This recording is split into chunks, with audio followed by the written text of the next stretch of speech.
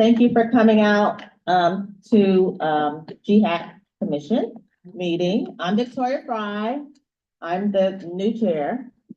Dan is sitting way over there. When I was vice chair, I sat closer, but okay, I'm just saying. Thank you for coming. We are going to start with the roll call. Okay, call at 6:34. Chair Bates Fry. Here. Vice Chair Fagan. Here. Treasurer Smith.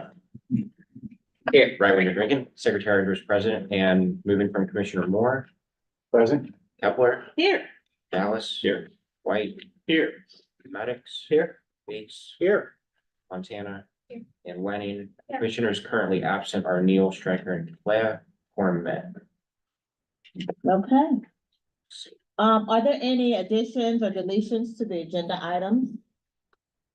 I do have one. Councilmember Bankston will not be here tonight.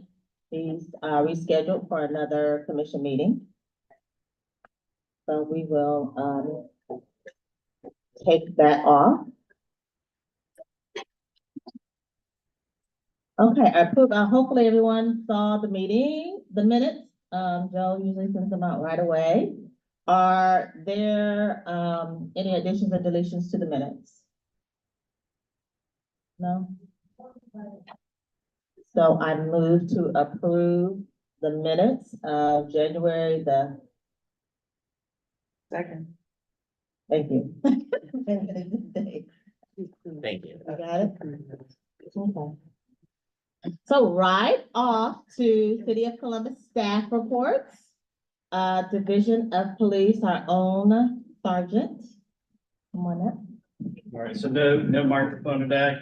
Yeah, there's one on the end. This is a work. Yes, it wins. It works.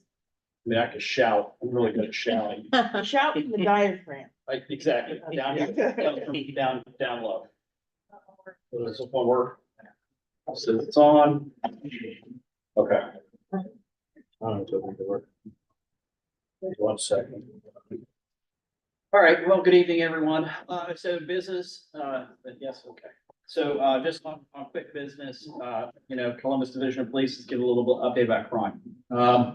So since our last meeting in January, or I pulled statistics for January. So for the case scenario where the Greater Carroll South Area Commission holds, there was a report of 2 felonious assaults in January. There were 6 robberies of individuals, 6 discharging into habitations. That means gunfire into a house that was occupied by a person. There was 15 burglaries that occurred, and then 21 stolen vehicles. Okay. Which, those numbers are actually a little bit lower than what the average in the norm would be.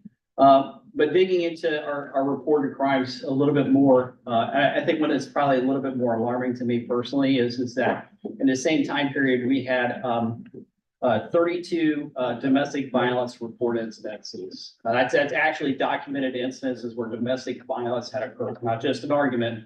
It's typically these are the cases where a charge of domestic violence had have been filed. So if we have 32 incidences that we absolutely know of, we know that the absolute numbers are significantly higher than that, which is actually kind of alarming when we look at it. If all of our other crime numbers are down, and this one is up, it just shows that there's a trend and something that it's very difficult for us and the police to actually do anything about. We're going to be a responder. It's going to be retroactive that we get to instances of domestic violence. Somebody calls. Somebody will usually call after it's gotten to the point where, the abuse can no longer be, sustained. So with that being said, I think one of the things, maybe just a little, ask of our general citizenry in general is if you know somebody, or if you are somebody that is in a situation where domestic violence is plaguing your life, we do have fantastic resources out there to help people get out of these type of situations. And the big organization here in Central Ohio is Choices. And so if you are in this situation or you know somebody that is there's 2 different phone numbers I think it's worth knowing. The first one is their 24-hour crisis line, and that's area code 614-224-4663. But I'll repeat that. It's area code 224-4663. Again, that's the crisis. If it's in the moment, you need help and you don't feel like the police are there to help you or you're ready to make a decision. That's the phone number to call. And there's also a non-crisis line that you can reach out to see what the resources are or any other ways that people can help with domestic violence. And that's area code 614-224-7200. And again, that's 614-224-7200. It's again back to the things you see something, say something. So if there is a loved one maybe or a friend or associate that's in your life that has this as an issue, say something. All right, let's see if we can do something to help people that are stuck in this cycle of domestic violence and give them some assistance to get out of it. A lot of other crimes we can work on. This is one where we really, it's difficult for us. So I think it's a good area. I think we can make some improvement as a community as a whole. So that's basically what I have for this year or this week. Well, it's been a long month. Any other questions this month? Can you give that statistic again for the domestic violence? How many we had this year? Yeah. 30, so like I said, it was 32 reported incidences where we filed charges in January. In January. January. So, and like I listed all those other crimes, before that. And if you take a look at burglary, discharge, and habitation robberies and felonies, and you add those numbers up, it's 32. So we have one crime that's significantly more prevalent. Is that for the whole city or? That is just so what I do is I draw a map of the Greater Hilltop Area Commission's geographical area, and I can pull the statistics just from that. So that's what we're looking at for this. Are we alone in that trend of an uptick with domestic violence or other? No, we are not alone in it. As a matter of fact, one of the things that we knew out of our homicide rates from 2023 always is, and I don't have the exact numbers citywide what those are, but I do know that the homicides related to domestic incidences were significantly higher last year than they have been in the past. Is it true that Super Bowl Sunday is also a notoriously high number for domestic violence? I do know that we get a lot of calls on Super Bowl Sunday because I'm always seems like I have to work that day. Not this year, folks, but usually I do. So Ashley, did you have a question? It got. Oh, okay. do you know if there's co-victims, so children? Oh, there are always co-victims in this, because it's very rare that we go to a situation where domestic violence is occurring and there is not a child in the house. And that's one of those things too, where we do go a long way of making sure, because it's one of the things our officers have to do is the mandatory reporting of children present in households where there is domestic violence, so that so the appropriate backup social services are aware to at least attempt to make a contact and get some referrals for children, because it's very traumatic for a young person to experience and see and grow up with domestic abuse inside the household. Is it also the case that our officers are required to arrest at least one person if they have called? So it is a mandatory arrest if we have probable cause to believe that an incident occurred. All right, so the probable cause standard doesn't go away. So if we get there and all the facts and circumstances at hand say this occurred and this is the person who's responsible for it, we are mandated by law to make an arrest. Gotcha. Okay. Yes. And then that number of DV has ticked up since like 2020. It's been ticking up I'd hate to answer if it was 2020 or 2021 when the actual uptake began. Gotcha. But what I do know is that our numbers for 2023 were higher than they were in 2022. Gotcha. Okay. Especially for the homicides, we say that. Yeah, thank you. Thank you. Okay. Yeah. All right. Thank you very much. Thank you.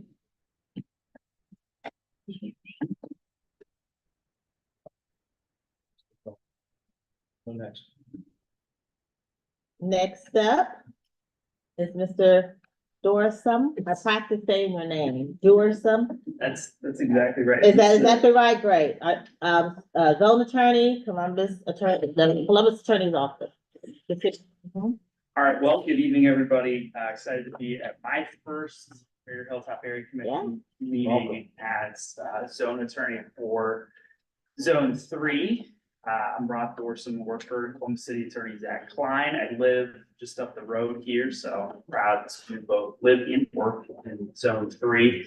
I'll keep my remarks pretty brief tonight. I am in just starting my second month on the job, so, you know, I want to be open about the fact that I feel like I'm starting to get my head wrapped around everything, and really get rolling in this role that used to be, of course, Zach Wins for those of you who are familiar with Zach, who's now judge. I started with the Columbus City Attorney's Office in 2016. I've been with the office off and on since then. For the last 2 years, I was felony prosecutor with the county prosecutor's office, so handled everything from bad checks to homicide. But excited to be, taking point on property-related litigation from the city of Columbus. Here on the west side, that's me as far as my report for tonight. High-profile stuff that we're working on the west side. The Greyhound case is set for a hearing on March 4th. I expect that hearing will probably take a couple of days, and there's some limitations on what I can share about pending litigation, but I will try my best to answer any questions that you all have. First, for me, last week, there was a property on North Eureka Avenue that was boarded up by code enforcement, where historically there had been some narcotics activity. You may not have seen that in the media. It's coming from the city attorney's office because that was done legally on the basis of code enforcement getting a search warrant going into that house and observing unsafe conditions. And so that's why that was boarded up. Do you know the address? 84 to 86 North Eureka. Yeah. With that, if I can, I'm going to leave a stack of my business cards over here just so everybody knows how to get in touch with me. And I'm happy to take questions. Yes, sir. Are you planning on playing in the West Side softball game? You might not know about this. Man, no, I do. Well, it's a strong baby. Okay, It's a strong baby. because we'll have to play Judge. Yeah, yeah.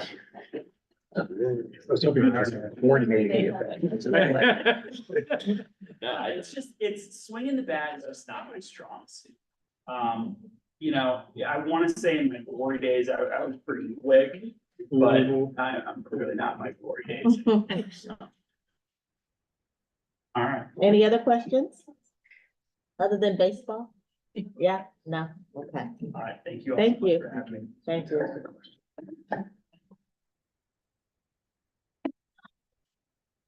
So next up, we have City Council, Division of Community Engagement. And we met him last month, Cole Calloway. And it's not on your agenda, so add it, Cole Calloway. Hello. Thank you again for having me this evening. Again, our chair just said, my name is Cole Calloway, and I am with the Columbus City Council Community Engagement Department. I don't have much this evening to share, but I did just want to put a plug in that we have our Black History Month event that is coming up Friday. What is Friday? It's next Friday. That will be the 16th at 10 a.m. We'll have a number of cultural performances, and it's happening at the Lincoln Theater off of Long Street. So the public is welcome to join us. It's free admission, so we would look forward to having everyone there. If anybody has any questions, that's pretty much it for me this week. There's not much going on in terms of city council. Questions? I have a quick question. So I know that Councilmember Bankston is planning on coming back and giving us a kind of presentation. Is that something that all the council members usually do? I mean, I think that Bankston is the only council member we've had here since I've been on commission. Do they just kind of like assign one council member to go out? Not in particular. I think that was just an initiative that Councilmember Bankston took on personally. He made it his effort to go to all the area commissions throughout the whole city in his first days of his term. So he did that the first part of his last term, and he's doing that the first part of his term.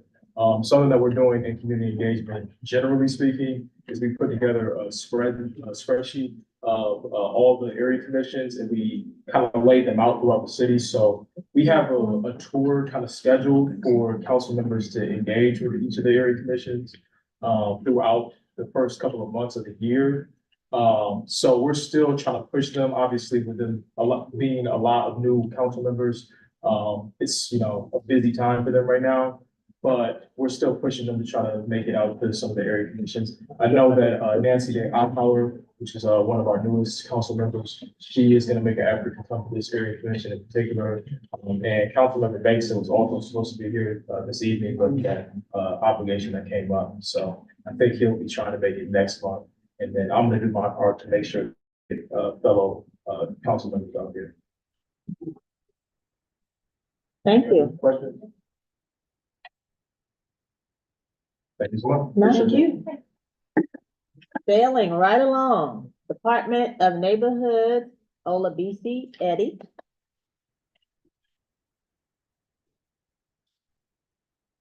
Good evening, everyone. Good evening. We have a few announcements. The first area commission training of the year is going to be on Wednesday, the 28th, from 6 to 8 p.m. It'll be at 111 North Front Street downtown. That's the planning, variance, and rezoning training. There is a limit of 15 people to be able to attend. So when that email goes out, please, if you're interested, RSVP as soon as possible. We will be offering that training, I think 3 times total this year. So if you don't make the cut for this training, there'll be 2 other opportunities. I do recommend, especially our new commissioners, to try and attend it.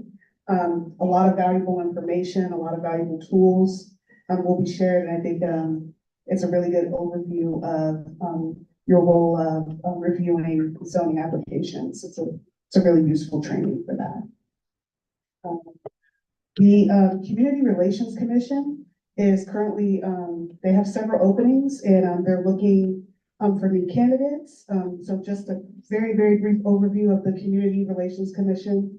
It is also housed within the Department of Neighborhoods, and they review formal discrimination complaints, and they vote on resolution for that. And they also provide education on workers' rights and just civil rights within the city of Columbus. So if anyone is interested, please contact Pedro Mejia, sorry. And I can share his contact information via the Westside Bulletins. On the 13th of this month, Sustainable Columbus is going to be hosting an event just to inform the community on updates for the Climate Pollution Reduction Act grant that they received. Attendees that come will receive a $25 gift card for participating. This is just an effort for them to continue their community engagement efforts as part of their grant. So more information will be shared in the Westside Bulletin. So that'll be coming out soon. Just to save the date, the auditor's office is going to be hosting a housing fair. This will be on March 9th at Hiltonia Middle School. More details to come as soon as I receive them, but please put that hold on the calendar. And then finally, the Franklin Soil and Water Conservation, or Franklin Soil and Water Conservation, in partnership with Columbus Parks and Rec, they've developed the Columbus Urban Tree Assistance Program. So they're awarding up to $2,000 to 5 organizations to complete a native tree planting project on private property within the city. So this grant opportunity is open to civics, HOAs, or of course, I can't remember what HOA stands for. There you go, homeowners associations, thank you guys. And also area commissions and other groups of or groups of organized Columbus residents. So you're all eligible to apply. Of course, there was an info session going on right now, but the next one will be on the 21st from 6 to 7:30 via Zoom. And the deadline to apply is on the 29th.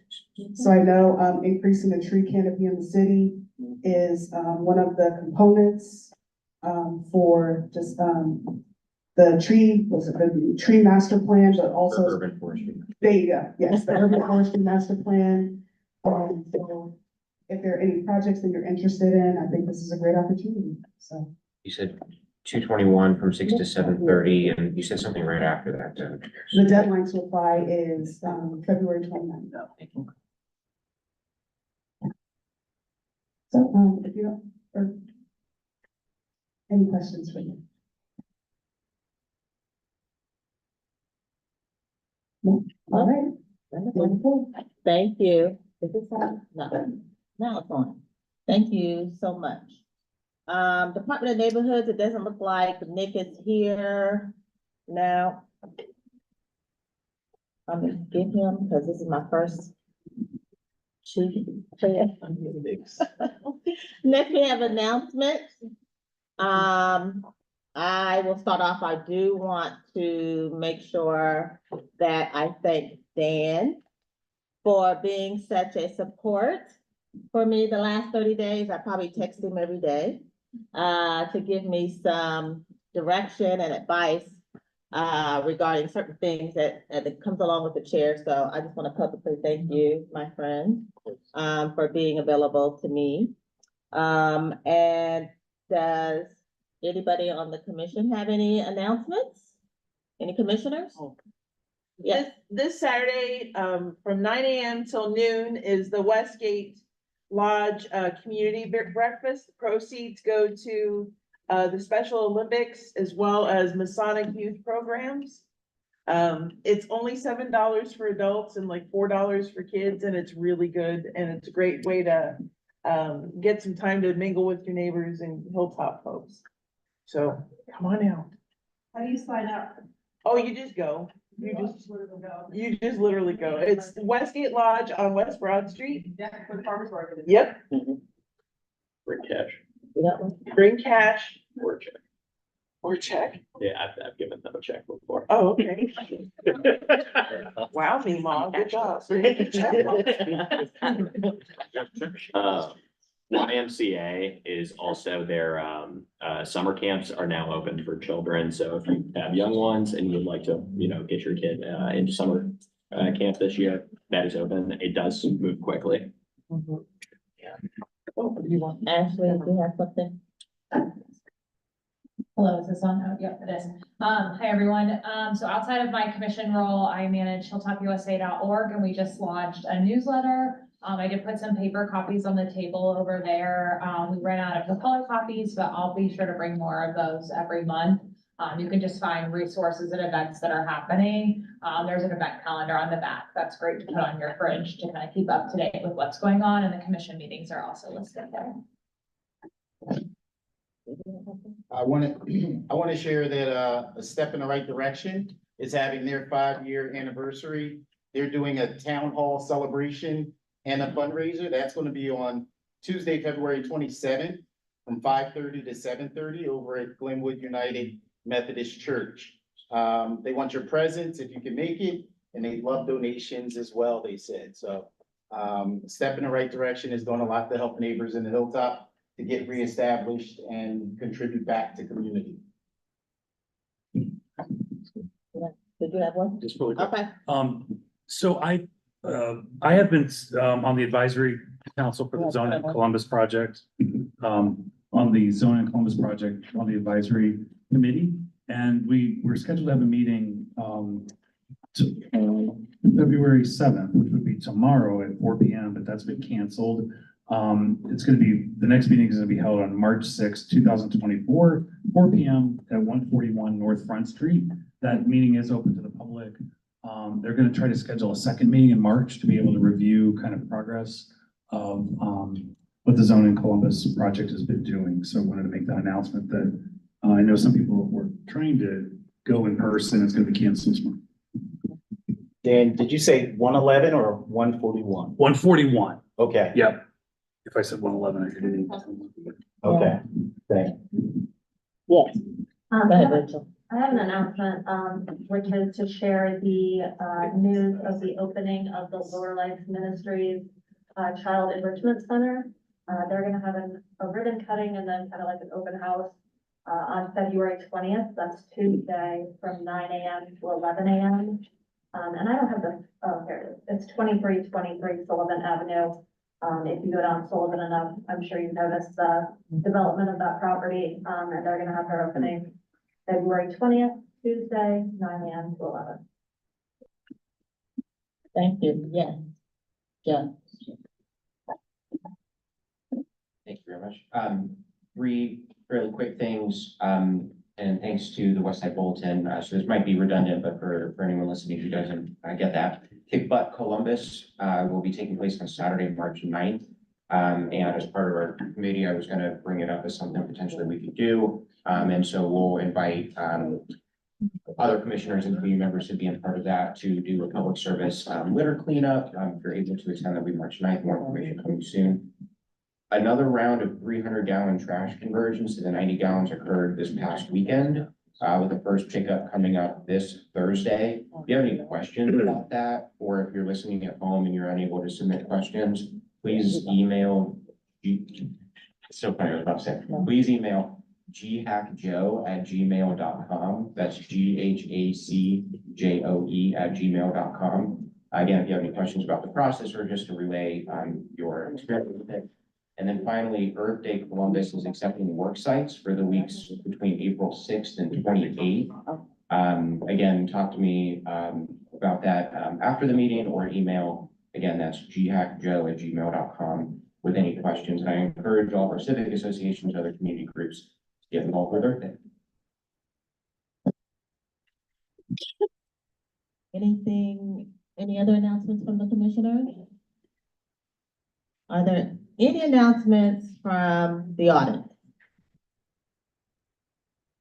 Anything looking around? Yeah. Oh, yes, actually. Okay. The Hilltop Branch Library this coming Monday, March the 12th, from 4 to 5 PM is hosting a garden planting workshop. Oh. Totally coincidental to the recent spate of nice weather we're having. It's a nice bonus.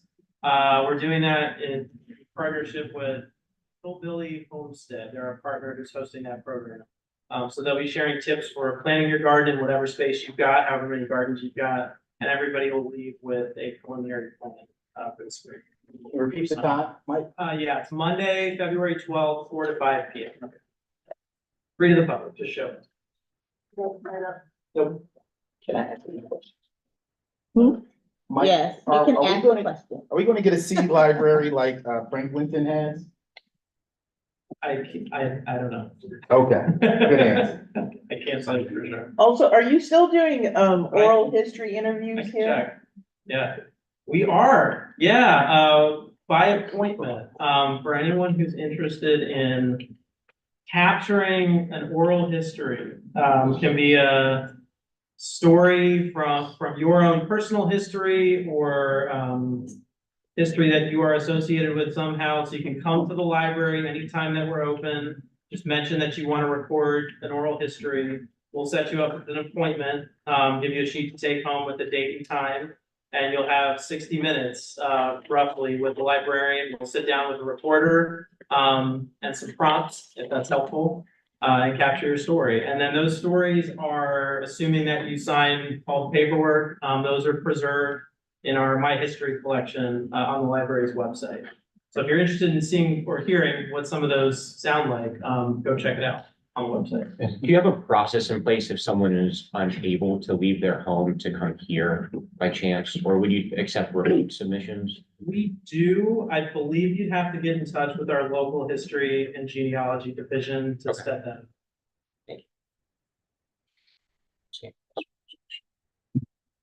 So good. Any other announcements from the audience? Nope. Moving along. So we have one presentation today because we adjusted our agenda, as you heard, at the beginning of the commission meeting and again during the staff reports. Councilmember Bankston had a conflict, so he will not be here tonight, but he is coming. And so what we have now is the Bike Plus plan. And Letitia, yes, Letitia, is going to be presented. Wonderful. I always think I'm fine, and then I get up here and I get really nervous, so bear with me if I stumble. Thank you for having me. Y'all probably know Emma. She is the project manager for Bike Plus. And my coworker and coworker buddies, and we work closely together. Bike Plus is a big deal right now because we haven't had an approved plan since 2008. So we really need one. It lets us be more intentional about how we design bicycle infrastructure in the city, and it also makes it easier to go after funding. So what is it? Ultimately, what we will have is a vision network. So a plan for bike lanes or bicycle boulevards or neighborhood bikeways. But the vision network is supposed to be aspirational. If we could do anything over the next 30 years. What's a little bit more interesting to me is that 5-year network. So that will be a list of projects that we can accomplish in the next 5 years. So actual changes that we expect to see in our city. That's what I'm most excited about. And then policy and program recommendations to support infrastructure. So an example of that could be a maintenance plan. So like the bike lanes need plowed or need swept. Other cities have like mobility engagement positions specifically around biking. That could be another recommendation to support the infrastructure. So there was a study done in Portland and then replicated in other places that about 50% of people are interested but concerned cyclists. So they want to ride, but they have kids. They want to ride, but they have to go to the grocery store. You want to ride, but you don't want to show up sweaty to work or all kinds of reasons. But there are a lot of people who would like to ride and there are barriers. So ideally, Bike Plus is helping break down some of those barriers.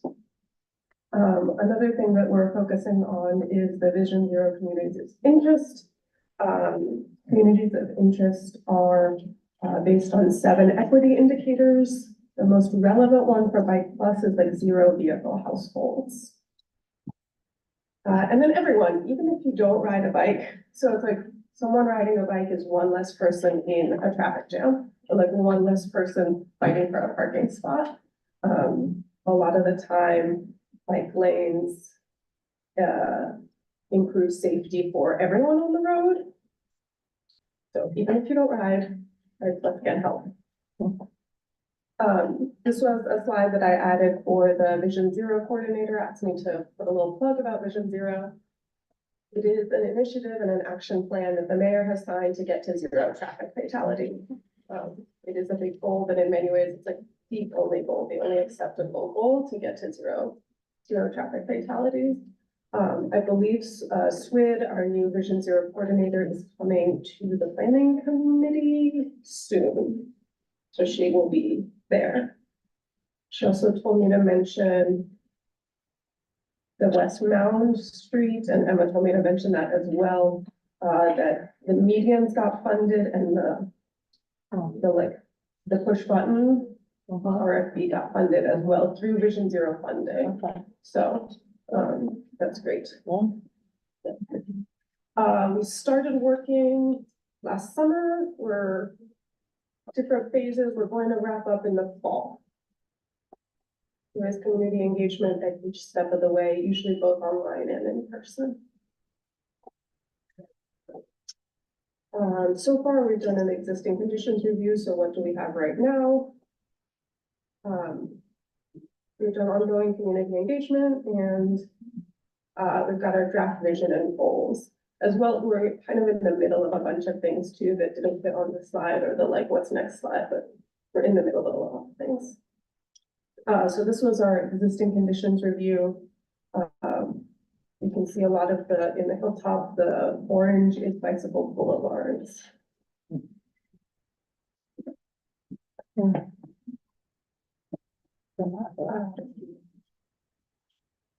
Yeah, we started a newsletter sign off that has grown. If anyone wants to sign up for our newsletter, you are welcome to. I think we've grown up to like 500 people. Did an online survey, our interactive web map, and every time we had something online, we would also go in person. So printed surveys or printed maps.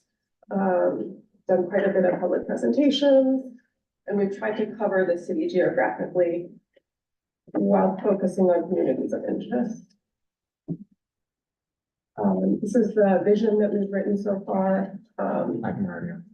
That it is a city where people of all ages, abilities, and backgrounds are able to bike safely and comfortably for any transportation or recreation need. Okay, I'm finally getting my nerves out. Ground your feet, no. And like, this is work that I love and that I care about and I know a lot about. So, we want to create safe streets, get more people biking, and plan and design with equity. What's next? So we have community conversations that we're scheduling. So those are essentially focus groups based on different topics. We're in the middle of our network assessment, so that's kind of based on data, and our GIS people and our consultants are looking at like miles of bike lane that are on, like that are high stress, that are low stress. Are they connected? Do they get you where you need to go? So you can do a citywide kind of data-driven process around that, and then use it to, like, if we build a bike lane here, how will that change our numbers and how will that improve our numbers? It's pretty cool. I like it. We have a week-long design charrette that we will be inviting area commissioners to. So that's like every day we're doing active workshops. And then the week after that, we'll have public office hours. So we'll send out those invites to y'all. That'll be in March. Questions, comments? One of the things I like to leave with is like, did anything that they surprise you? Yeah. I did not know what charrette was. So Yeah, that's it's an architectural term. It's like very focused, but for a week, like workshops that are active. And at the end, there's usually a pinup. So we like post what we've done and critique it. And yeah, we'll probably change that to workshop. It is a week. No, it's really, and I gotta say, this is also like one of the best presentations I think we've done. Oh. So good job. And I want to commend you on, and your team on, the communication through, Vision Zero and the bike plans, has been, truly like really good over the last couple of years. So I just want to thank you guys for the work you guys are doing and, you know, communicating with us. I think that many people who, I mean, I at least, who choose to work around this, or it is very much a choice, and so. So, TT, I really enjoyed the presentation, and Simon and I are actually the co-chairs of planning economic development. So we'll have a lot of great conversations, I think, in the future. But one question I had, so I bike a lot in the sun, especially in the summer when I come out of hibernation. I bike a lot on Whitethorn, and I believe it's Clarendon. Okay. And they have bike lanes on portions of those roads, and oftentimes, you know, there'll be a vehicle that's parked there. And I know that parking enforcement is also under the Department of Public Service. Do you know if there will be do you know if there's a desire to enhance more parking enforcement when it comes to like cars parking on bike lanes and sidewalks? Because that's been an issue here recently, or for a while here on the hilltop. I'm not sure I have a great answer for you, and I think I hear both that you should contact the police about it and parking. I've heard both answers. I think parking on the sidewalk does go to the police. I have a fun sticker that you can put on a car when it's parked in a bike lane if you want something else. I bought a giant bag. You better speed away quick when you put it on that car. Right past it. Yeah.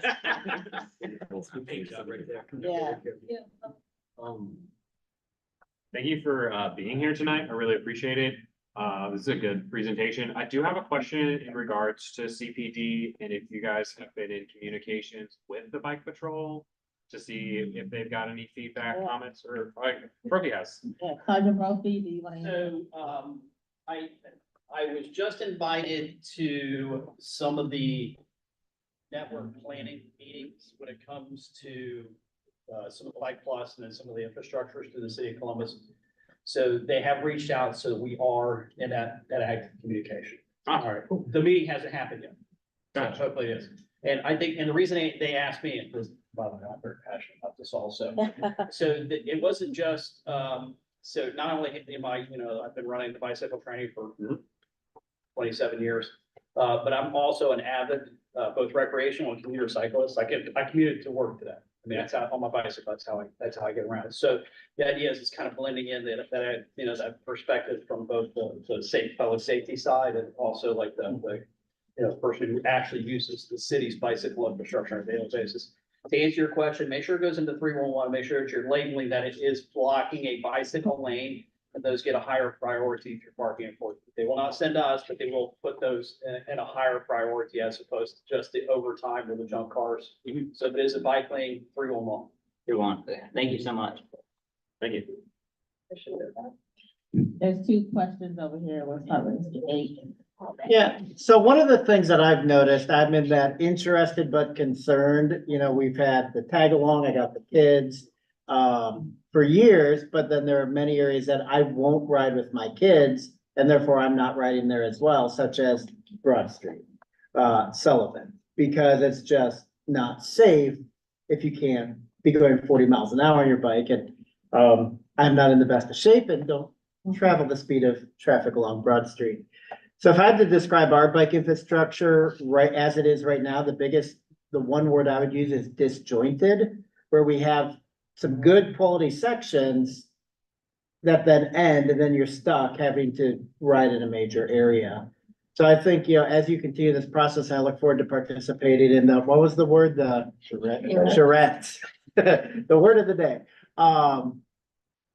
Figuring out how do we close that disjointedness. I grew up in the Cleveland area, and I, remember when I was working my cycling merit badge for my Eagle Scout, doing the 50 milers. I think I crossed maybe 4 major streets to do 50 miles because I had the Emerald Parkway that took you down and back.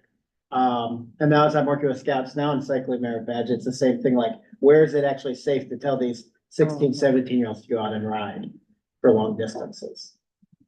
I do think our trail network is really good and incredible, and I think the city has been somewhat opportunistic about where to put bike lanes. Like if there's a repaving project, let's add a bike lane. But that hasn't helped with a cohesive, connected network, and hopefully Bike Plus can start to address that. I think also there is some internal acknowledgement that we are behind our peer cities. And that we need to make a change. Thank you. Like I said. Joe, you had a question? Just a comment. Again, thank you very much. And Josh, did you take down a copy of the slides so that, 'cause I'd like to see that map? Again, in the future. I just wanted to echo as, so Sergeant Brophy 2 years ago at Tosser, you did 200 that day. I only did 100. As somebody who averages 2,000 miles on a bike a year, the single most frustrating thing is just the complete disrespect from drivers. Even if it's protected, they are just out of their mind. And so I appreciate your comment about acknowledging that we're behind our sister cities, and I encourage you to help with the education also to get drivers to realize that we're all trying to get around safely. Speeds down, protected lanes, big infrastructure changes to really help drive that point. Yeah.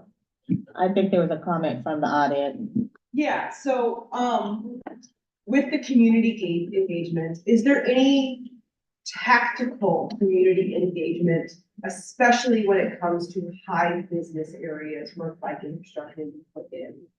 I'm specifically thinking of the Studio 35 Indianola bike infrastructure, but the initial plan I was very excited about, and then watching the businesses push back so heavily.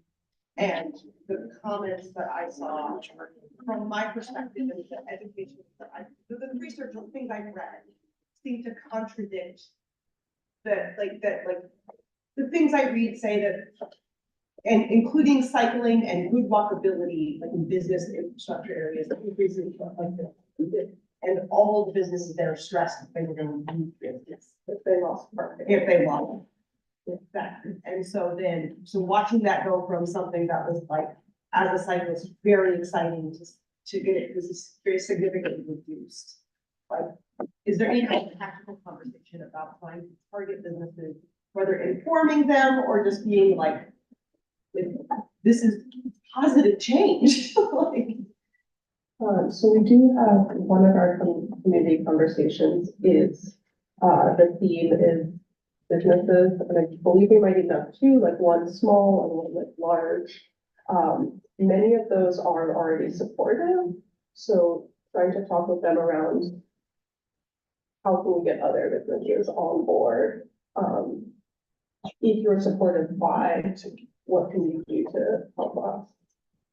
So that is something we're very much aware of, and if we can try to make the process smoother in the future, I think that's possible.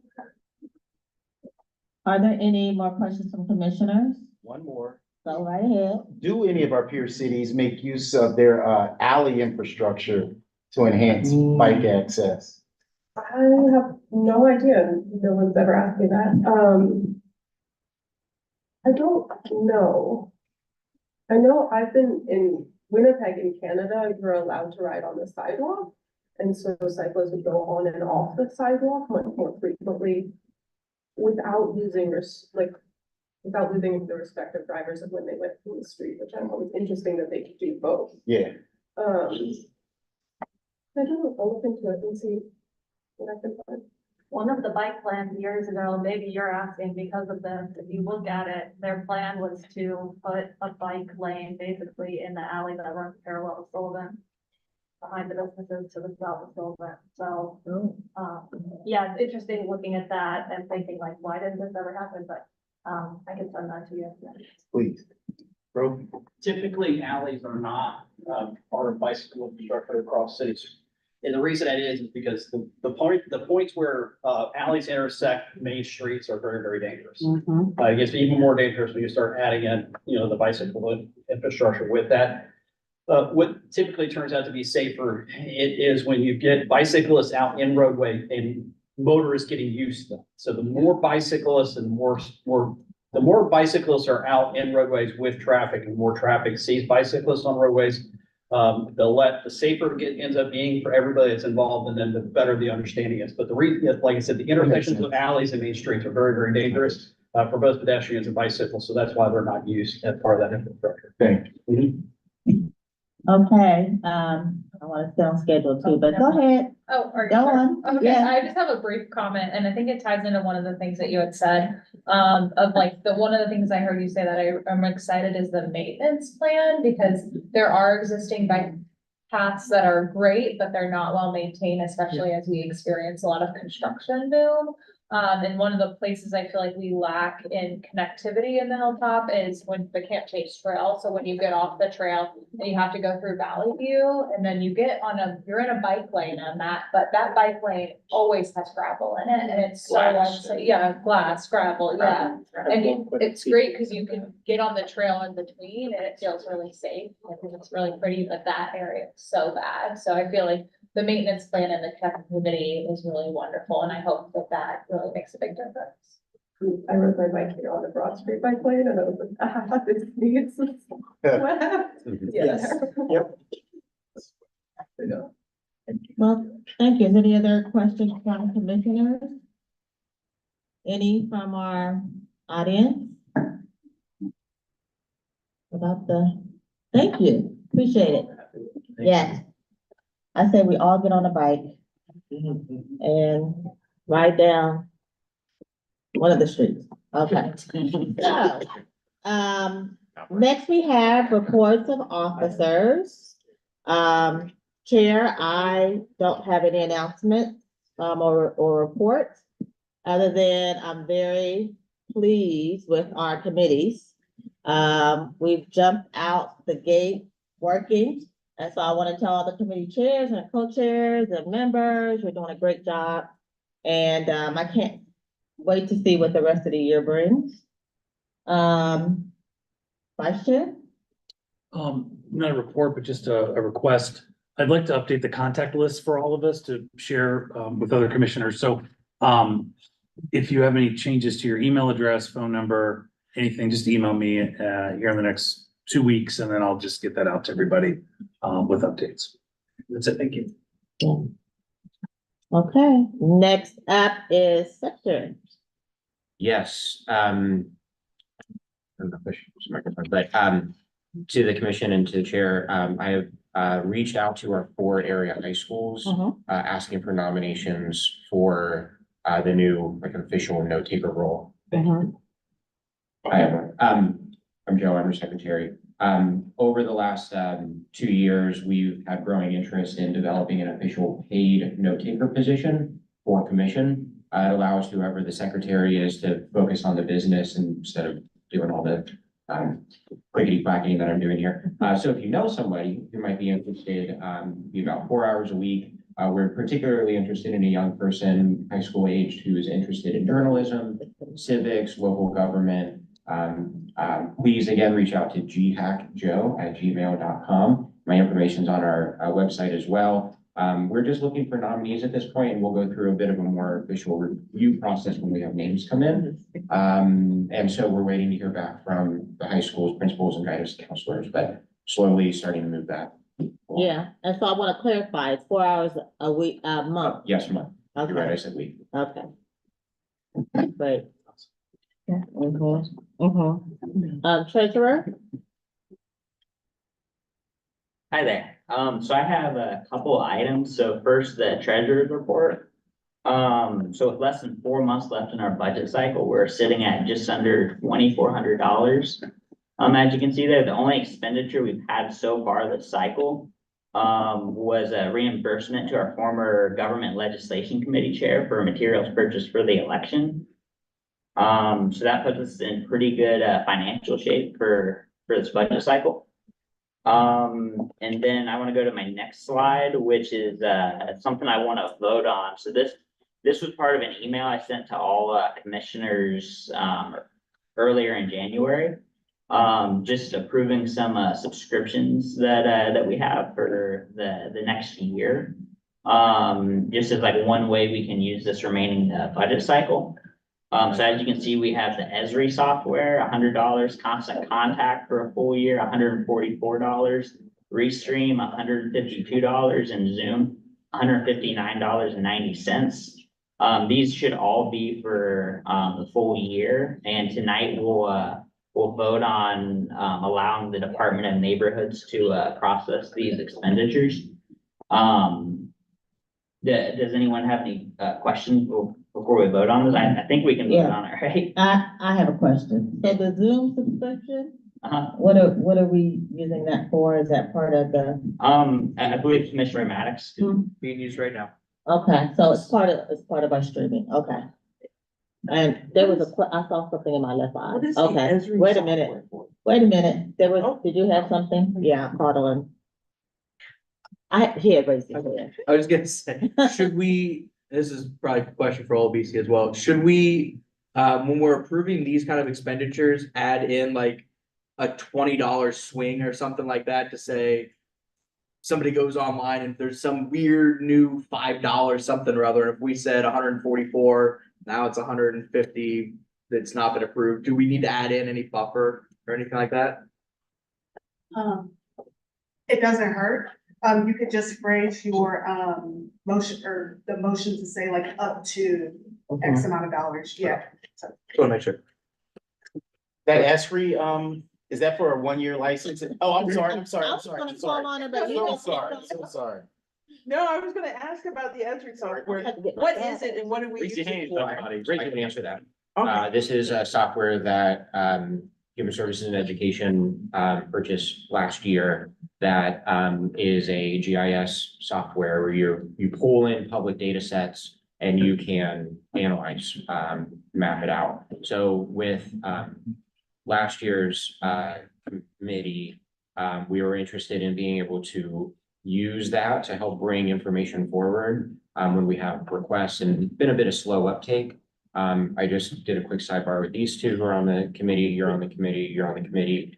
And so if you think we should still keep it, we'll keep it.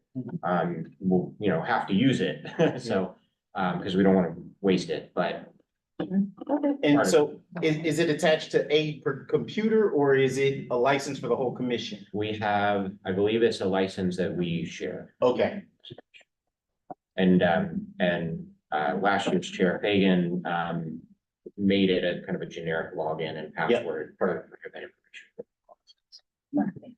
It's a mapping tool.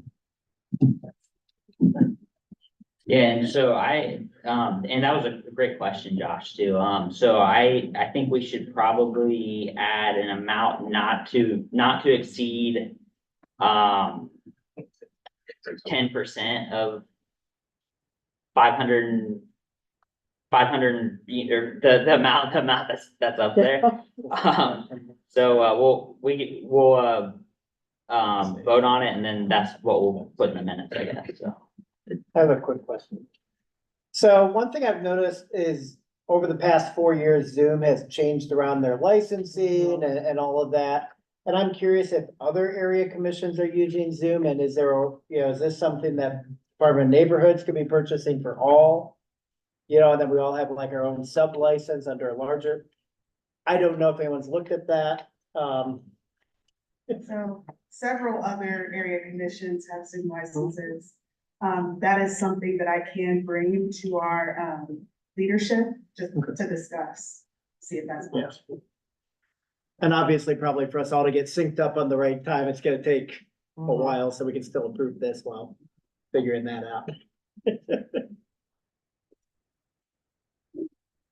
All right, so I think we're good to put it for a vote, right? Yeah. One moment while I catch up on that comment. Sorry, of course. Right, and so the motion is to approve the 2024 subscriptions with a 10% variance or upward bound. Which would be what, 605.90 roughly, 10% on top of this. Yeah, 10% on top. So what are we saying that the figure is then 610. 611, 49 size. 611, perfect. Ding, ding, ding, ding, ding, closes without going over.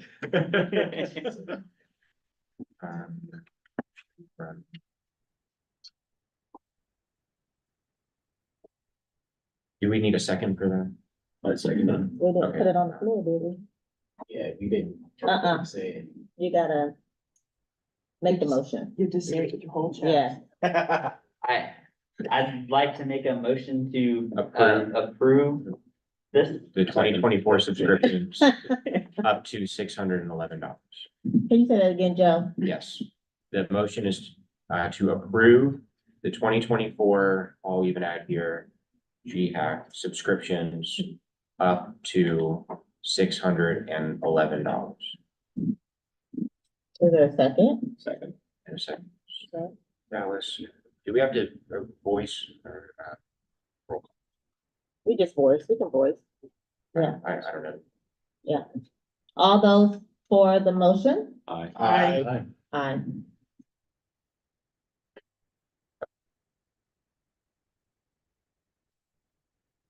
Got to oppose and abstain. Oh, that's right. Thank you. We just said aye. It's passed. Any opposed? Anyone abstain? I don't think I can vote yet. Yeah, it's so fine. I would- I know, you're not, yeah, we're not counting your, yeah, don't put Ashley there. Yeah, okay, the motion is passed. then I just wanted to go over two more items just because it's a new process. So the new expenditure process, so we have a P card process. It should make things easier, but there'll be a learning curve as with any process change. So basically, we're still gonna vote on all expenditures. Basically just send me the payment information and then I'll send to OLBC after reviewing.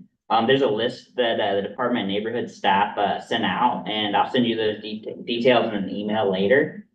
And then as we saw earlier with the and Josh, if you want to go back to the treasurer's report slide.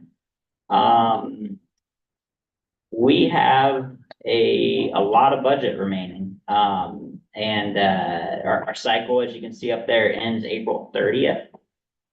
So I'd like to ask that every committee chair during their February committee meeting, thoughtfully and strategically discuss with committee members to see what expenditures or what items you need to buy in order to operate. Especially we have the summit here upcoming. We're gonna talk about that. Yeah, and we'll talk about that later, but yeah, so so after your February meeting at the March full commission meeting, we'll vote on those expenditures and then finish this budget cycle off. And I'll send an email about that as well. So you'll send a reminder to us all. Okay. Anything else? That's all. Okay, thank you. I will say Dean has done a lot of work with that process, so thank you for that. He jumped in and just started doing that, so thank you for that. Makes it clearer. Next is committee reports. And so first up is zoning with co-chairpersons Nick Bates and Rachel Winning. Thank you very much. Do you want me to just start with the zoning application? Okay. So our applicant is represented by Ms. Helen Nielsen. Helen, if you want to come in. And this is the same application which we considered last month. And I think when I sent around the updated application today, I think I may have sent only one page and not the page I wanted to send you. But it's a very simple request, the additional request. So I'll just kind of explain what the request is, and then I'll let Helen speak for a couple minutes. Take any questions that you have. So this is for the 385 Clarendon. If you reviewed that application, the request is a use variance, and it's to allow the current buildings that are on the property to basically continue to exist as they are. It's two-unit buildings. This is zoned R3, which ordinarily would not be able to have two-unit buildings. But when, this has existed for some time as it is, was purchased by the applicant. And in order to get financing, they need a use variance so that they can get that financing. I'll let Helen explain the details of that. But they are also asking for variances for the yard percentages, which I will just read those to you. So the rear yard typically would have to be 25%. They're asking for 10%. And then for the eastern dwelling, they're asking for a variance from 25% to 15% for the rear yard. So that's a little bit maybe hard to picture on the property there, but it is as it is. No changes being made to the property, just a variance for how it sits now. And Helen, I'll let you, explain anything else. Thank you. As Ms. Wenning said, it was built in 1969. In 1969, when Nevers built, this was zoned R4. Over the years, City of Columbus changed this district, and it's now R3. So because of that, even though the use has never changed, it's been used the same way. It'll continue to always be used the same way. The financing, if we were to sell it or any current financing, it would be considered non-conforming. So in order for it to be conforming, we need to have this use variance so that that we can continue to use it like it is. That's why we're requesting. I know that Mr. White asked me, to inquire from you during our zoning committee meeting, whether the owner manages their properties themselves or if they hire another company. Helen told us that they manage their own property. You have some kind of supervisory authority. over Yes. people. So if you had any questions about that. Right. Sure, what they think of. And then also at the committee, we had 4 members present. We all voted yes on this request, no nos, and 2 people were absent. So, do you have any questions from commissioners? So just to clarify, we're rezoning because you were told it needs to be rezoned, or are you having it rezoned because you're trying to seek financing for yourselves? It's not a rezoning, it's a use variance. Use variance, I'm gonna use variance, so Yeah. same format. The use variance, is it coming up now because you purchased it and it needs a use variance?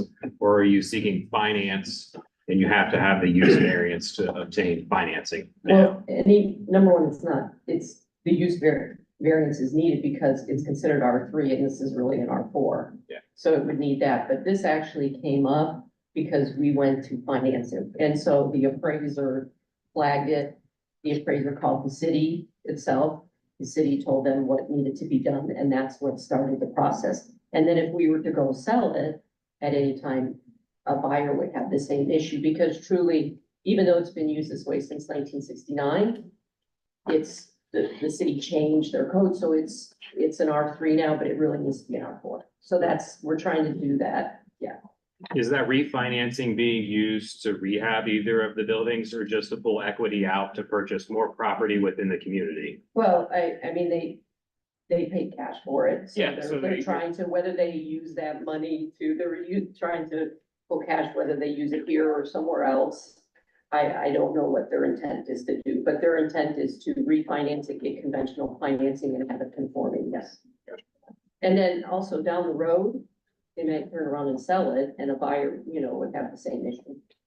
So we're just trying to do the right thing and make it correct right now. Have you guys rehabbed any, not just this one, but any of the other, I think roughly 30 plus units you own within the Columbus market since purchasing them? They own in the Columbus market about 180 properties. Yeah. So they don't own 30. So, I mean, they've been in this market for some time. I don't know what they've done or not done yet. And their whole goal is affordable Section 8 housing. That is their whole goal, which something hits my heart very deeply. So that is, and it's needed here in Columbus, affordable housing. So. Any other commissioner questions?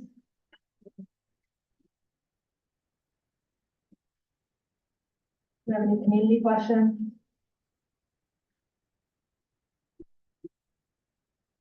No?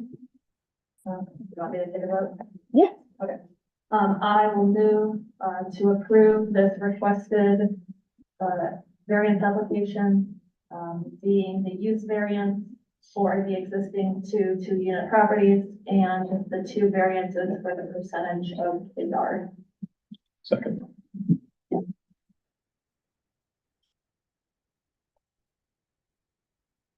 And this is 23 CV 149.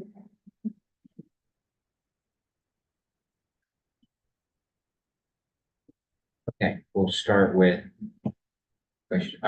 co-chair Glenn I'm done. and co-chair Bates. Yes. And then I'll start, yes, moving to my right, Maddox, Yes. Chair Wright, Yes. Vice Chair Fagan. Yes. Yes. Chair White. Yes. Yes. Yes. And abstain.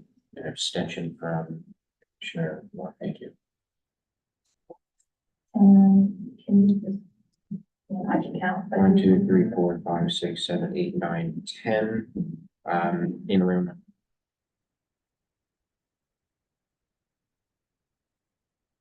I missed some? Sorry, I'm going all the way back up. Neil Stricker. Did I jot myself down? I don't know if I wrote this. Yes, okay. And yes, is one abstention. Nine, yes, is an extension, one no vote. 10 So you can't vote. in favor, one abstention. Well, no, who did I miss? 1, 2, Yeah. 3. Oh, yes, correct. Thank you, thank you. That's what we've been saying. this whole time. How many commissioners does it take, Kim?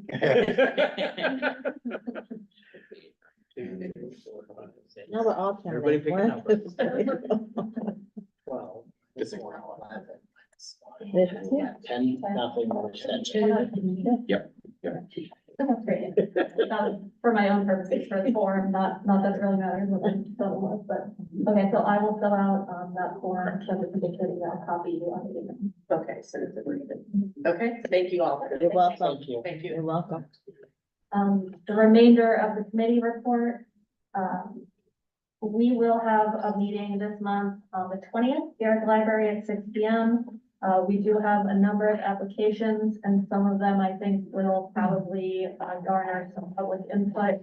I will post all of those applications in PDF form on our Facebook site, so if you want to look at the request, you can see them. One is for 1834 Sullivan Avenue. This is a rezoning from AR1, that's rural, to CBD. This is the new Columbus Police Department substation, which is going to be built at the corner of what was formerly the developmental center, state land. The place is purchased, and they're gonna build a substation. The second request is for a variance to park a food truck overnight at 575 to 587 Wedgewood Drive. I believe that's actually had a food truck parked there for a long time, and, you know, that's probably what the complaint, and so they're seeking this variance to be able to, keep that food truck there overnight. And then the third is 775 Georgesville Road. This is also a rezoning. They are seeking to get rid of a C2 commercial designation for part of the property. I think the position is that it's not usable for an office, or maybe wouldn't be comfortable for office.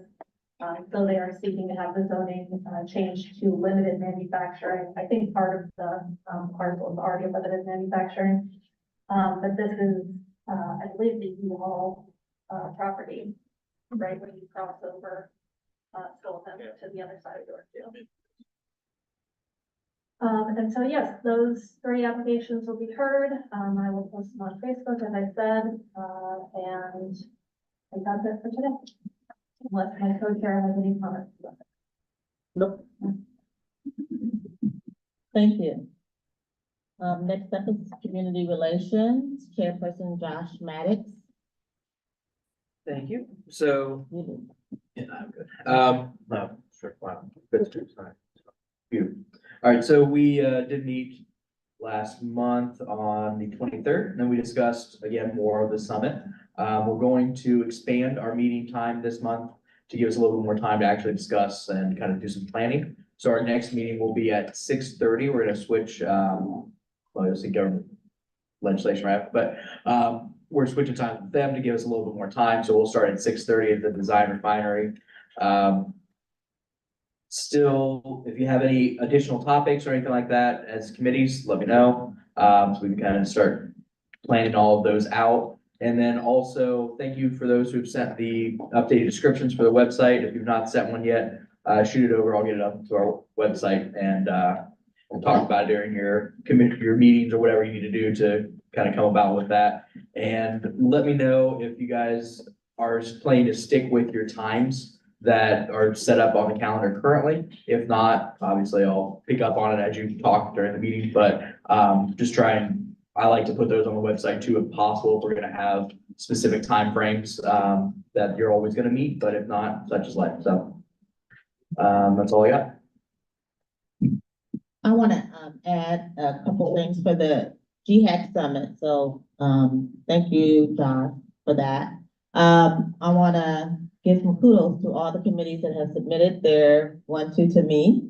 about the topics you would like to see, but I'd like to also offer it to our residents and our community to ask you if you have some topics or issues that you would like to hear or see in that summit, which will be around June.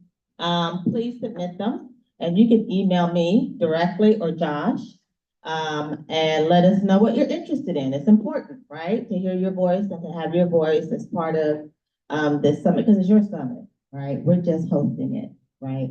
So the topics that will be reviewed at that summit, or information and education, is actually topics that the committees have worked on or have been notified about for the past probably 2 years. So, but if you have some ideas or things that you want to be presented, please send an email to us so that we know we can include it. Okay. And just one more thing real quick, just to show anybody that may, just kind of show you our website. If you haven't seen our website, beautiful. And so just kind of some updates on here. If you have a presentation or anything that you'd like to submit a request to present to us, I added a link here, that will go to a form that you can fill out. But also, again, if you haven't seen our website before, it's quick orientation. We've got agendas that you can click on. This little button here will take you to a Google Drive that has our agendas in there, as well as meeting minutes, and that is also historical data as well. So I put up this PowerPoint presentation, for example, is on our drive in case you want to go to that and you missed it or whatever, or you're following along on YouTube and you're unable to see the screen. You can go to our Google Drive there and see that. And if you go on our Facebook page, it's in the comments. I comment the drive link there for you. So just kind of quick 2 seconds, but thank you. Okay. Thanks, John, for updating that. So the request to present comes to me, so just so you know who it's going to, it's coming to me. And so, thank you for that. So next up is government and legislation. Chairperson James White.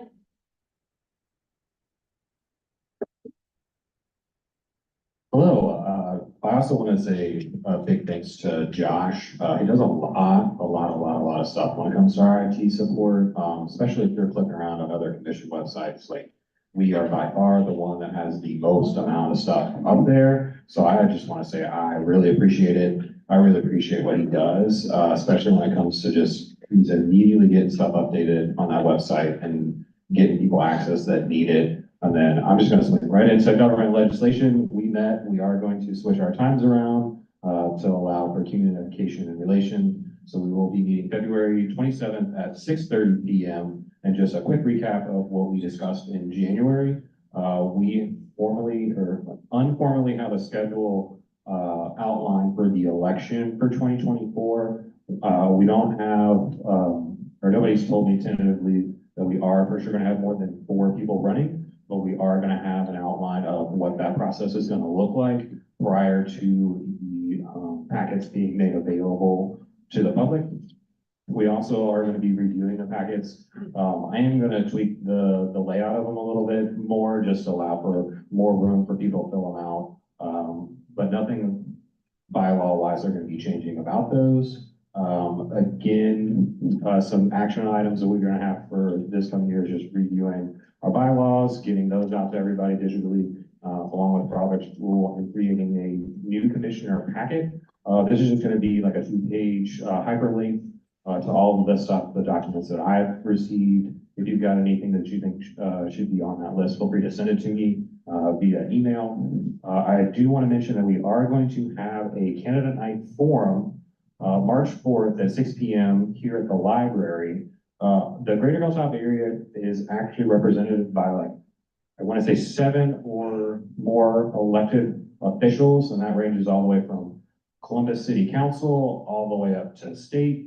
I know for sure House District 6 and 10 are up for re-election this year, along with State Senate 15. I don't know who all has committed to, not 15? It's even numbers this year, 16, which is not us. Sorry, correction, it's not 15. I do not know who all has committed to the candidate night forum, but again, we will be meeting here March 4th, 6 p.m. To have a discussion with those who are running.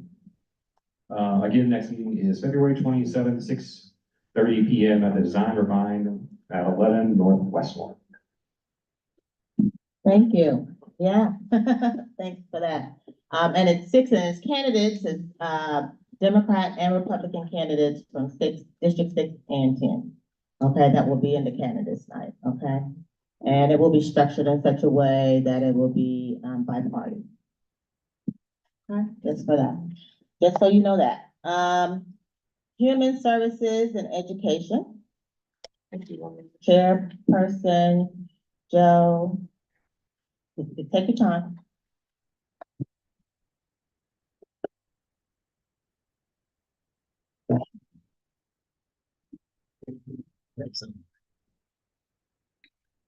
Thank you very much. Yes, we had a productive meeting in January. The three of us, commissioners and a community member attended, Mr. Kitchen. And we are developing, a broader community contact and community, committee participant list. We have, I think now 5 referrals that have come in for, community members, to participate in our committee work, including, Winnie, good to see you. We updated our committee description and we discussed topics for the community summit. So we will be bringing forth the topic of housing. And so we'll begin the process of reaching out to guests to come, later in the spring. We'll start that here in February. Overall, the plan for this year and moving forward, is to develop a committee partner visit schedule. Since this is a committee that doesn't have a lot of work and business that comes to it, with our commissioners who are out in the community and with all the partner that they have at various agencies and at our schools, we will be going out and effectively doing a roadshow. We'll go out, we'll ask a standard set of 2-3 questions. We'll bring those back to committee and that will help us generate business, whether it's letters of support, funding requests, testimony in city council, for example. So that's the high-end plan. Thanks to actually in her work, we can use the calendar that you've already been developed and that others have already developed. So we'll be reaching out and asking when we can come and partner with them, whether it's for litter cleanup or a resource fair, and so forth and so on. So that's a large idea for the committee moving forward. We do have one immediate issue that Commissioner Bates brought up to a few of the committees earlier this week that I would let him speak about now for a minute, just making people aware. Yeah, so I received a text message from another parent at Westgate Elementary. Yesterday morning, he witnessed a child get hit by a car during drop-off along Fremont and Huron. I emailed the principal and she confirmed and she went down there and the child was okay. The driver did not take off. The driver stuck around, had the conversation. And it appears that the driver probably just took the corner a little too tightly. But this, you know, as we look at our schools and education, you know, the number of kids I see, I mean, just tonight I saw some kids running over around 5 o'clock over to West Broad Elementary and ran when there was a turn arrow. Luckily the car in front of me stopped. So as we look at our schools and our parks and other places where kids and families are walking to regularly, once again, my word is disjointed for sidewalks, for crossing facilities, and all of this. So as we have to continue with our schools, we have to make sure kids are able to get to school safely and home from school safely. And that includes whether it's more crossing guards, speed bumps, you know, whether it's a human infrastructure investment or training up student volunteers to be crossing guards, or the physical infrastructure of sidewalks and speed bumps. In reality, I'm always about an all of the above approach, take a little bit from all the different ideas. But we are in conversation with the principal, with other parents, on this very sad reality that isn't a surprise, sadly. It's really just a matter of time, the way we see people walking and driving, you know, it's early and you're tired, you haven't had your coffee yet, I get it, you're in a rush to get to work and get the kids off. But, the layout by our schools is not safe. I'll just say, and then I'll see if you have any questions here, or other comments. The next meeting will be later this month, February 21st, 6 p.m. here at the library. We have in addition to what, I shared earlier about developing, the additional schedule for the rest of the year, we'll have a representative from the Board of Education, correct? Is that what you said, James? Updating us on Beacon, elementary property and building. I don't know if you've had that confirmed yet, but that's what we will. So, Brandon Simmons, I have reached out to him regarding the Egan development, and he said he would be interested in attending a meeting. He has not confirmed, either, this month or March. Thank you. Would it be worth it? Should I wait for new business if I wanted to ask Commissioner Bates more details or an idea I have around what he's saying? About the accident at the school? Yeah, like a suggestion, you mean? Yeah. So you might want to just talk to him in committee Well, or. I wanted to ask the commission if this would be a possibility or if it was historic. Are you gonna ask it? Okay. But I was gonna wait till new business and you said that was a more appropriate space to Okay, ask. yeah. Go ahead. Okay, so my question is, I mean, yes to everything you said, and I would love to see that we had a standing placeholder for youth voice at this meeting.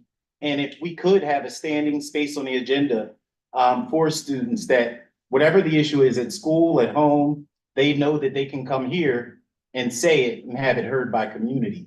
And so that was going to be my request, so that they learn that their voice matters and they're part of a caring community and they can leverage really big things happening from small accidents and tragedies. Thank you, and I appreciate your email too in response, as part of this discussion about, having parents and student voices. And, without speaking that directly, what I'll say is that, through the partner connections that Ashley and others have, Nick, yourself being a parent, is it I don't want to misquote the wrong person, but there is somebody who is interested, the family ambassador of INS, for example, elementary, who's a resident here on the west side, for example, is interested in being one of these community members who serves on the committee. And as well as another colleague of ours who's interested in being a community member on the committee, it was hard to say, is actively engaged through her work, through her professional work, engaged in hearing families and student voices. And so there are going to be channels where that's coming in, at least at the committee level. I'll let you all speak to the larger idea, but we're working on that. Thank you for that. Yeah. I think that's a good idea. I think we, in thinking of my role as chair, I want to make sure that it's impactful. And that the voices are heard of our residents and our children and the parents. But I want to do it in a very strategic way. Because it can be, a free fall too, and then nothing gets done. I'm all about results.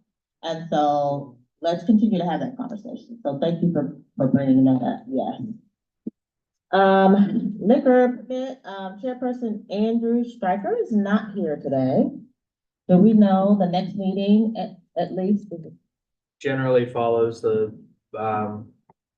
zoning, but I'm unsure otherwise, Okay, it'll be posted on our website, as long as I know. as long as you know. Okay, so we'll say that it's whatever's on there, is it? Yeah, it probably will not change. Next up is planning and economic development with co-chairpersons Simon Dallas and Dean Smith. Hey, everyone. So last month the lion's share of what we discussed was a capital improvement planning process, which we should be submitting requests here in the next few months. And so we're just discussing how to best identify our infrastructure needs so that we can intelligently and effectively communicate our needs when that time comes. And, having some very constructive conversations on our infrastructure needs. So I encourage anyone interested in that process to come to our next few meetings. And we also touched on small business, affordable housing, and land bank properties. That's pretty much all I have. And next meeting is 6 PM next Thursday, the 15th. Okay, I see Joe. I'm trying to wait till you. 6 PM. Why we need a student, right? So, the last committee, oh no, it's not. So public safety, chairpersons at Haddad, Kessler, and Malik Moore. So I wasn't at the meeting, but the committee met they met on the 27th. They had a guest from What Would Marcus Do? It's a Hilltop-based nonprofit that was formed 9/11/2021. Well, actually, that's when Marcus's life was taken. And so the family started this nonprofit, and they do a lot of grassroots work around Hilltop. Super creative, super nimble, but really looking to have a positive impact in the Hilltop in Central Ohio in memory of Marcus's life. They're going to be working, it sounds like they're going to be working with us more often. We do not meet any longer, Josh, on Thursdays. We're now on the last Saturday of the month at 10 a.m. And so that's an update I'm asking that we make to the website. And that's really all I have to report at this time. Where? Oh, we meet here at the Hilltop Library on the last Saturday of the month at 10 a.m.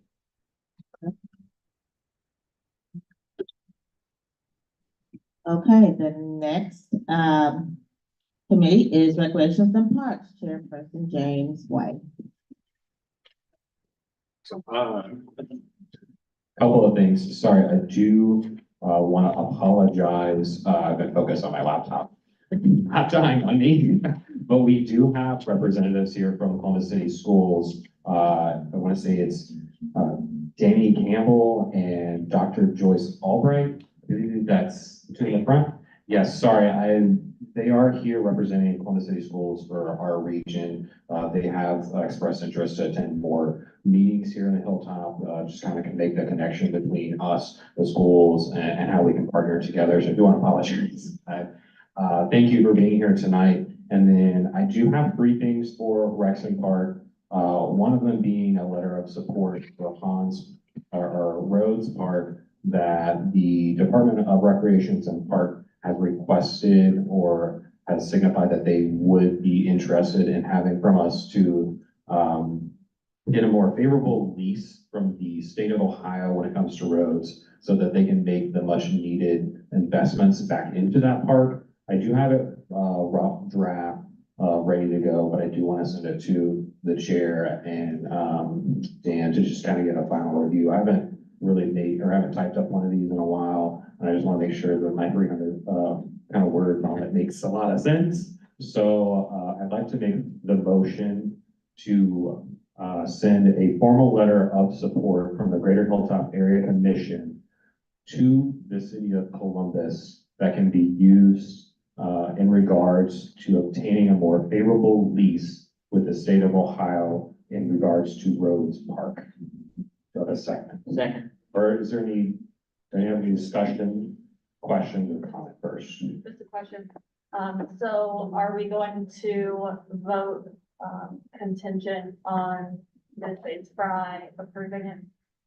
But you'll send it to her, and once it's finalized to her approval, then it can be sent. Is that how you would like to proceed? Please. Then yes. Dan and I will look. Yes, and it will be sent out to everybody as well, once they have kind of reviewed corrections and approved. Any other questions? Awesome. Do I get a second? Second. I heard speak, I think speak first. Again, it's just a letter of support from us, to the city that they can use to get a more favorable lease. I would just go ahead and like to call a roll or a voice vote on this. All is it opposed or all in favor, say aye. Aye. Opposed? Abstain? Awesome. Do we have enough time for me to fly through a PowerPoint presentation? No. Okay. I'd like to say that, our January meeting was very productive. We had city staff come out. We did have representatives from Melissa Green's office and Nancy's. They're also in favor of support of the letter for roads. I should mention that. But this PowerPoint presentation is up in the shared drive folder for Rexon Park. It's about 33 slides long. It talks about all the parks in the Hilltop. And real quickly, the department has expressed interest in our list of 5 parks, which is Stevens, Wexmore, Georgian Heights, Westmore, and Rhodes. When it comes to a strategic plan for 2024 to get those parks improvements done and actually getting money spent back into the community.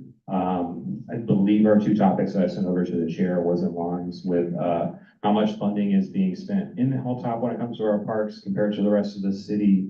And then again, just bridging the gap of connecting the parks safely or safe routes to the park. Thank you. Thank you. So our next meeting will be here at the library, February 24th, 10 a.m. Right. 10. So if it's, 10 a.m. 2 meetings, 10 a.m., 24. oh, there's 2 on 24? Just saying, I don't care. No, I'm asking. Is that Yes, the there case? currently are. We're 10. Yeah, we went last month, I thought you said we started at 10 because we were having Yes. park and reps come. We will keep it at 11 so people can attend. But we'll update my. Okay, great. Thank you, everybody. So if you have a burning desire, James, to show that PowerPoint, maybe next meeting, Yeah. we'll carve out a little bit of time for you to do that. Okay. Okay? Because you did put a lot of work into that, so. PowerPoint? I did not put that PowerPoint together. Oh. That was from the city of Columbus. Again, it briefly talks about what all is going on in the Hilltop with all of our parks. And again, we have 569 acres of green space that's managed through the city of Columbus, and that kind of briefly talks about all of those spaces. Well, maybe you can put together a synopsis and come back next month and Yep. give a short preview of that. So now we're to unfinished business. Yeah, it was 3 hours. Yeah, unfinished business. The unfinished business that we have is Public Safety Committee request for the purchase of printing informational resident packet / door hangers. So I'd love to ask if there's a commissioner that is aware of a union shop that is also based in Hilltop. We've looked and looked, we've gotten recommendations from senators, not a recommendation, but a list that zip code based. I mean, I got one list that was national. There were 2 people from Ohio on it. I cannot find a union shop that is also Hilltop. If anybody knows it, if any commissioner is aware of one, please let me know so that we can move ahead and get these neighborhood packets ordered and still meet the request that was made for the framing of this motion last month. And it's actually been on table for a couple months, right? So, was there anyone around here that knows around here, commissioners, or even our residents that know of any? Cause the deal was that, yes, there's a hand. Oh, Come on up, Commissioner. So I call every printer in Greater. can we give her a mic? Can somebody give her a mic?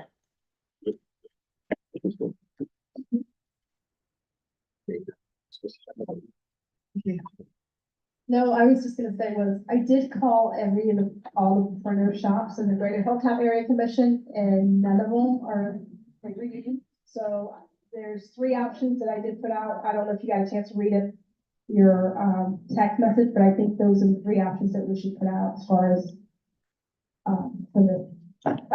for the commission to vote on. We could make a motion to either go with a local printer or a city printing shop where the labor would actually be donated, or to go with a union labor that is a union labor shop that's outside of Hilltop. So there are 2 in Columbus. The city print shops union though. It is not listed on the the national recommendation of folks that are union certified with the indicia stamp, they're not on it. And so, Maybe because it's governmental, they're not on there. I mean, Yeah, it's WOCS, me. Correct. Yeah, it's more of an internal service. They probably don't put the, union labor. well, the last meeting, I think it was you, Commissioner Dallas, that said without that, you would not support the motion. So I wanted to try to make this motion meet that expectation, but I can't get it to where you were saying. So you've done the research, basically. Yes, So ma'am. I'm gonna help move this along, okay? You've done the research, the committee has done the research, and you have not found, that to be the case, that there's. Correct. With one of our commissioners asking that question about, a union shop. And so what would be the motion? So let's I'd like to move that we go with using, either the city's printing shop, or go with the local printer who could, use the indicia stamp, but might not be considered a union shop, but they can actually, they have the rights to use that, and it would be union labor that would run the run. But, yeah. Okay, so Olabisi, I know you're like, don't look at me, Victoria. Can you speak to the city printing shop?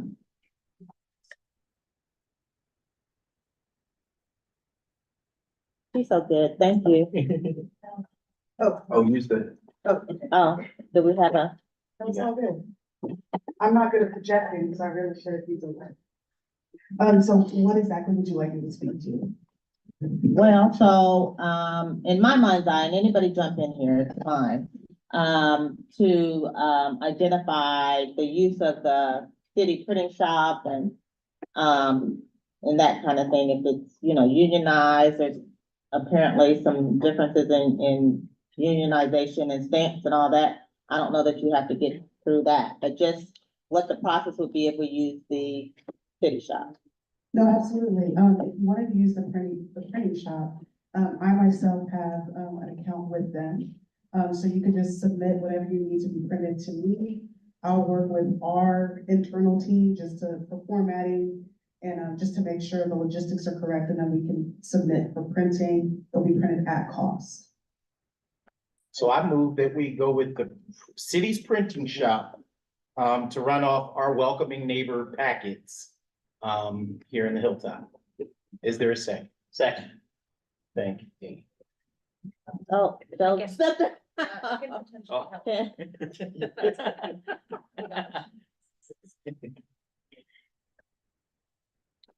Is this up for discussion then? Yeah, is there any discussion, but, We really need to move this forward, but. I mean, it that's what doesn't- we're doing. I don't understand why we wouldn't use a local business to be able to support their efforts. So I would just like to add that comment. I think there are printers in the Greater Hilltop that could use the business. Yes, I agree.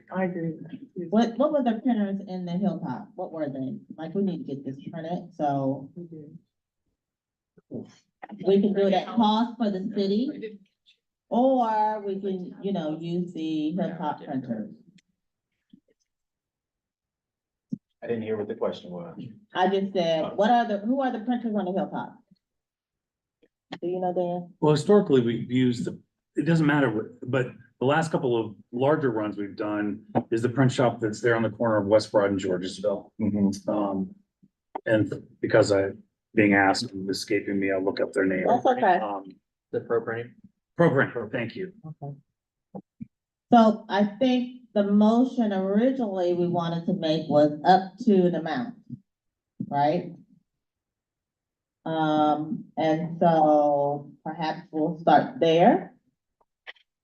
I'm looking at Dan because I need his, and then maybe. I mean, I think there was a motion that was made last time we met, which if we could maybe read it back. Yeah. Is that I thought my memory was that we would attempt to use a union labor to be able to do this if possible, but if not, we would choose a local Hilltop print. I thought that was the motion, but Can you see, Joe? if we need to restate one, I mean, that's fine, Malik, if you need to if you can bring something forward. So I think with that though, we can use union labor. like certainly through the city, right? That is all their staff are gonna be OCSD, right, which is a labor union.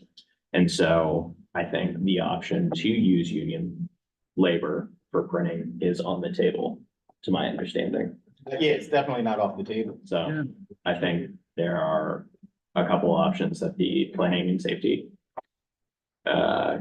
chairs brought forward that would be appropriate, that would meet those credentials. So we can make a motion, right? There's already a motion, so we have. There is, so can you read the motion?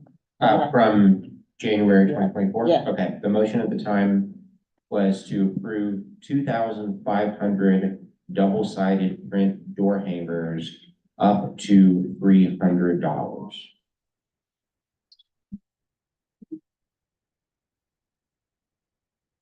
It's So up to though. Yeah. So yeah, I'd like to once again move that we order 2,500 door hangers at an expense of up to $300. And that's the motion.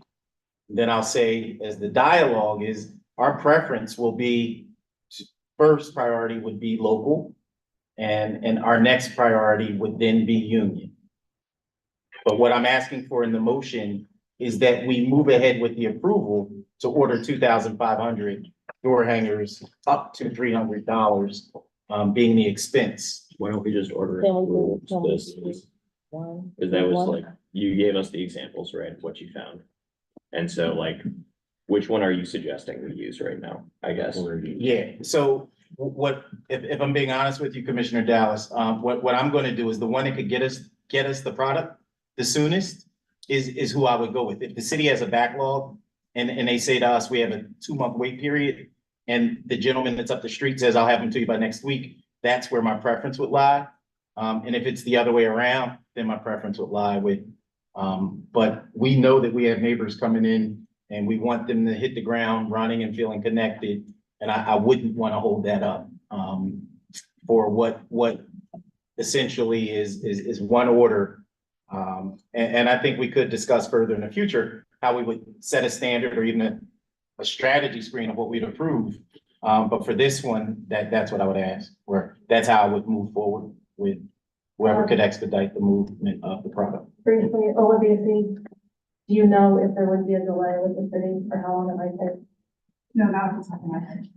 I'm gonna make a motion to amend the motion, to amend that motion that we, print with the city. That's it. So can we vote on my amendment? And if people vote down the amendment, then we would vote on the motion just as it stands. I wanna vote. Let's vote on your, Friendly amendment. yeah, yes. Can you restate I it? can second it. The friendly amendment to the motion is that, we print with the city through OLBC. Is there a second?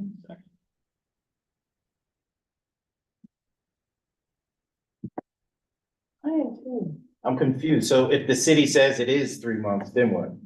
We come back next month and now we're out still 4 months from? And we were just have to wait for the city.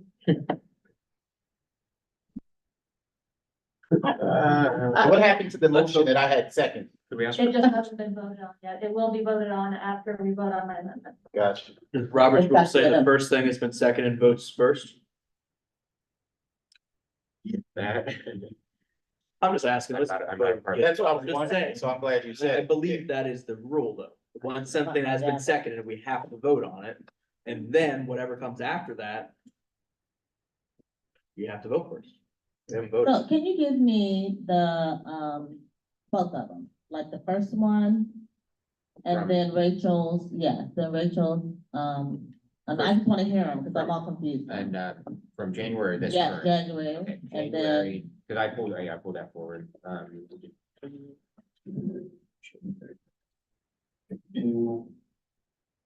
Okay, January's motion was to approve 2,500 double-sided print door hangers at an expense of up to $300.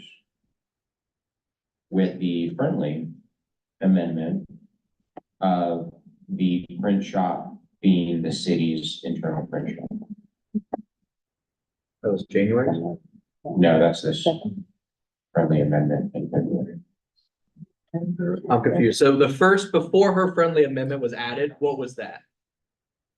That was what To we, approve 2,500 double-sided door print hangers at an expense up to 300.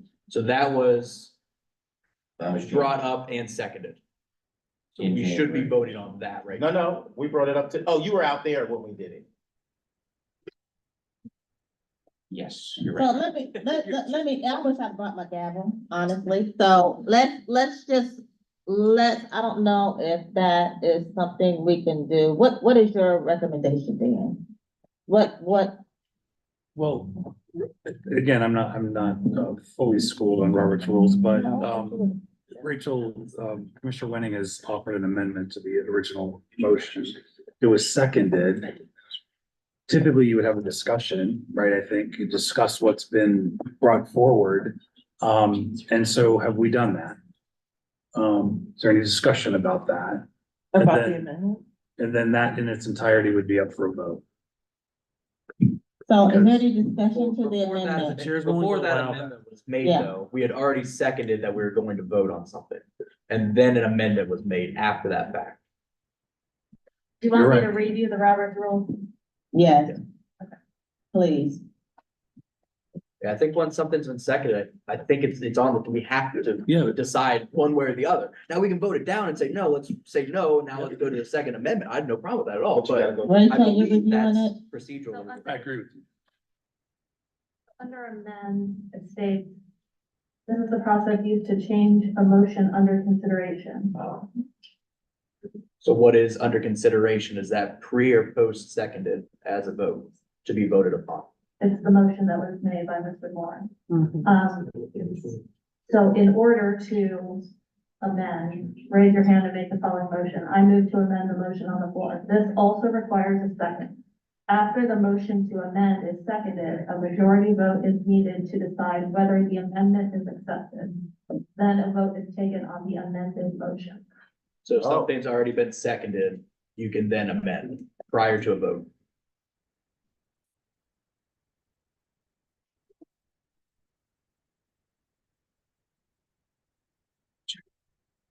Yes, because the amendment is made during the discussion portion, which happens after a second. So you discuss after a second, you don't discuss prior to. Correct. The amended So- resolution, the amended motion appears, right? Yeah, so this is what we're gonna, do. I'm gonna allow us to consider the amended motion. And I can do that, so let's allow that. So now we vote Yes, as amended. as amended.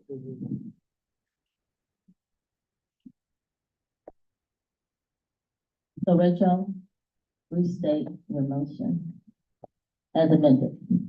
Okay, so the motion as amended would be to authorize the printing of 2,500 door hangers up to an amount of $300 through the city print shop.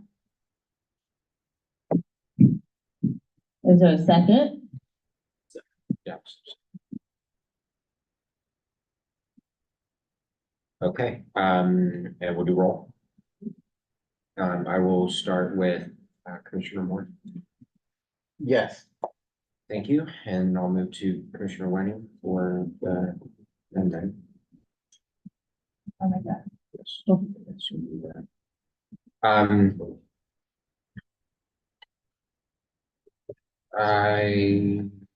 I guess I don't have a huge issue either way. That's fine. We can move this along. Yes. Commissioner Bates, Commissioner Maddox. No, I believe we pigeonhole ourselves. Thank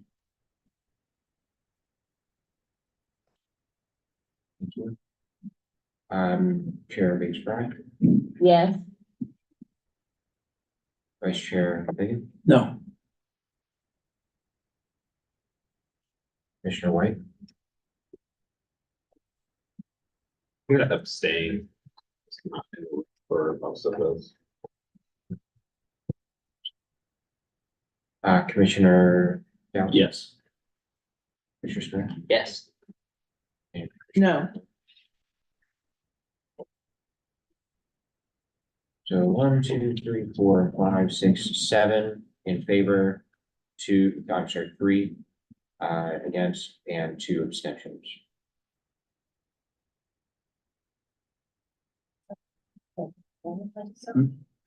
Yeah, so that's 1, 2, 3, 4, 5, 6, 7 in favor, 3 against, so 7 out of 11. Yeah. So, Pat, right? Yeah. Okay, I'm confused. I'm gonna be honest. Okay, so. Majority of. There's a majority, so the motion is passed. This is what I'd like to offer though, right? Is that we come up with a system, a procedure, a policy, something that we can reflect back on again, because we have $2,400 to print stuff or to do whatever we need to do. And so I think it's gonna be important for us to move along. We just spent all this time having these conversations. And so if we have a procedure or a process, right, in place, then we know the steps. Okay, that's what I would like to recommend. We good? We good with that? Yeah? Is everybody okay with having a process and a procedure? Great, great. So that's the end of our commission meeting. We are adjourned. Second. Oh, I'm sorry. Yeah, I gotta ask. Yeah, I'm like tired. Okay. You said second? Yeah. Who said it? Oh, James said it? Okay. James seconded it. Okay. All in favor? There was one other piece of new business, are we skipping that? The budget. Oh, okay, we're opening back up the meeting quickly. Agenda, man. Well, I do have the agenda, so I'm opening back up the meeting, okay? New business, schedule a meeting of the finance committee to, they're supposed to be saying Victoria. Schedule a meeting of the finance committee to create budget for next program year. All right, so we're announcing basically that we're gonna schedule a finance committee meeting. Dean is going to be crucial in that. And so keep an eye out for that. Yeah. I'll send you all an email too, just gauge availability and sort of thing. Yeah, so we want to do that soon, so. And then Just as you asked for committees to be thinking about how to spend what's remaining, Mhm. we should also be talking about what we will be spending beginning in May for the next year. Yeah, Exactly. so the next year. That was the Okay. reminder around new business and then meeting in March. Former chairs, thank you so much. So now, this meeting, can I don't know, offer, Motion to adjourn. whatever, like, Seconded. do the thing, what you pointing, what you pointing at? Yeah, James got it earlier. Second. Okay, James already seconded it. All in favor?